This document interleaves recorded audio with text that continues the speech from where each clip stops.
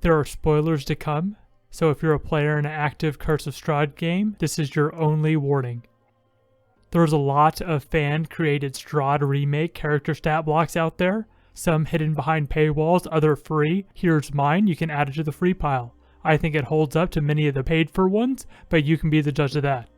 But before we talk about this, the key thing to remember is that you're the DM and you're going to need to adjust him to match your table. Oh wow, this is a CR35 Strahd. Isn't that great? You have to build a better Strahd. You have to customize Strahd to match your table. This is my Strahd. In this instance, my Strahd was a military genius, a fighter in life, but now he's a vampire. He's not a full plate male sword and board carrying barbarian. He's a vampire. He understands strategy. He uses his allies to fight in a coordinated, synchronized fashion, but he's not an orc war chief. I didn't make him such. And that said, let's dive into it.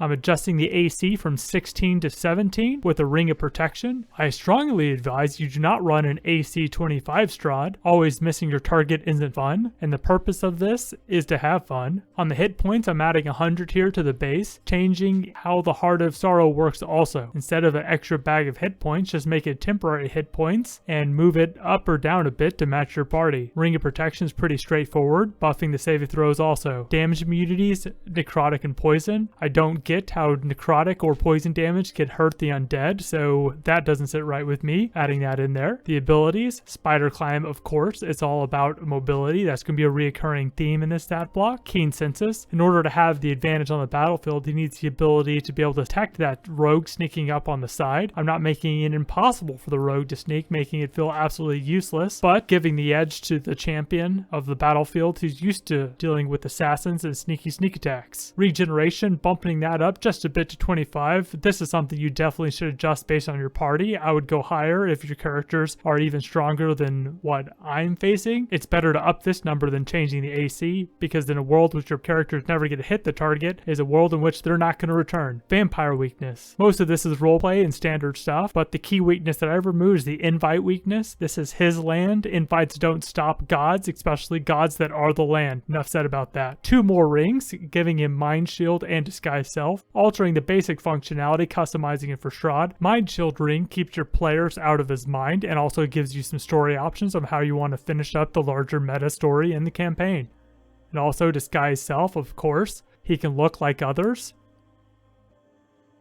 Shape changing. Let's just keep this simple. Let's focus on bats and mist. There's a vampiric mist in the Tome of Foes, but here's the basic idea. Strahd isn't just a normal bat. No. His bite does more. It does necrotic damage, which reduces the max hit points. And the cloud of mist is the poison, and it's nasty. Mist cloud, and it's poison, and it's nasty. With its ability for him to move through creatures, it could force multiple creatures to make the saving throw, just like a very targeted, effective area of attack spell.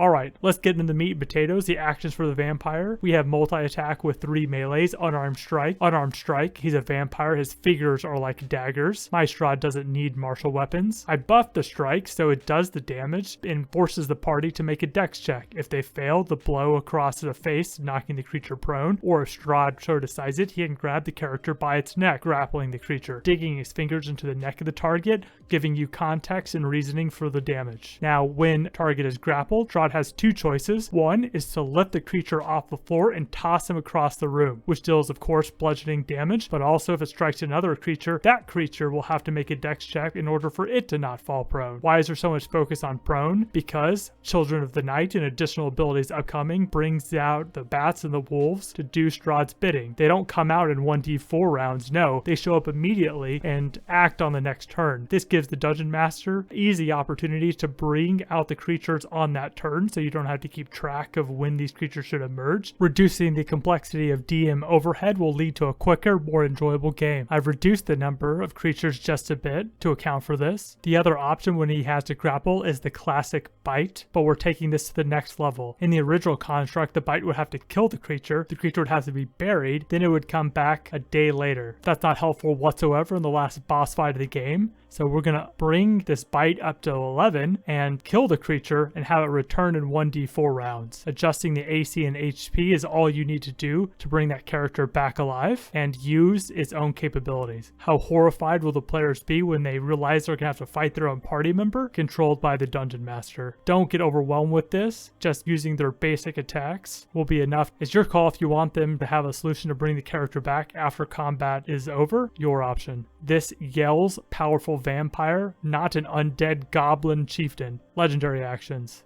Going to leave the movement abilities and the melee attacks just right here. I'm removing bite because that thing is so buffed. I want it only done on Strahd's turn and Strahd's turn only. Big item here is Magic Drain. Magic Drain is the answer Strahd used to take down Mordenkainen. If the target fails his DC 19 wisdom saving throw, they lose spell slots. Which spell slots? Let's let the dice decide. Strahd regains those spell slots. This forces the players to quickly adjust their battle plans given that they may have just lost key parts of their arsenal. Later actions. When in the castle, I got 4 options. 1, floor collapse. Sucking a player down into the castle, paralyzing half of its body, restraining it is one of our common themes here. Strahd is so powerful that the castle itself is an instrument of his oppression. The next 3 all bring about additional characters onto the battlefield. 1 is the Shadow Summon. This is a great ability from the module, just as updated it a bit, making it easier to run, bringing it out immediately in the initiative order and having it act next turn. Spirit Summons, like the module suggested, but I've made it an improvement. Who cares about what particular spirit may be locked in the castle? It's time for the party to face their consequences of their actions. Did the characters leave Van Richten to die somewhere on top of the Amber Temple? Did they miss an opportunity to keep one of their friends alive? It's time for them to see that face once again, animated armor. Allowing Strahd to reanimate his armor, marching through Ravenloft straight to this fight. This armor represents the military muscle Strahd wants. Lastly, the spells. Now you get a feeling of the strategy behind this stat block.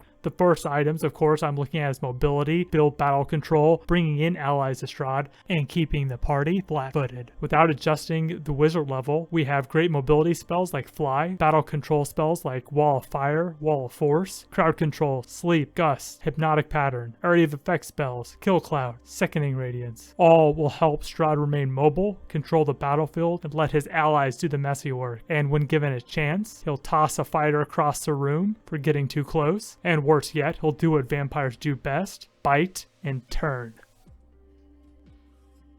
What challenge rating would you put this at?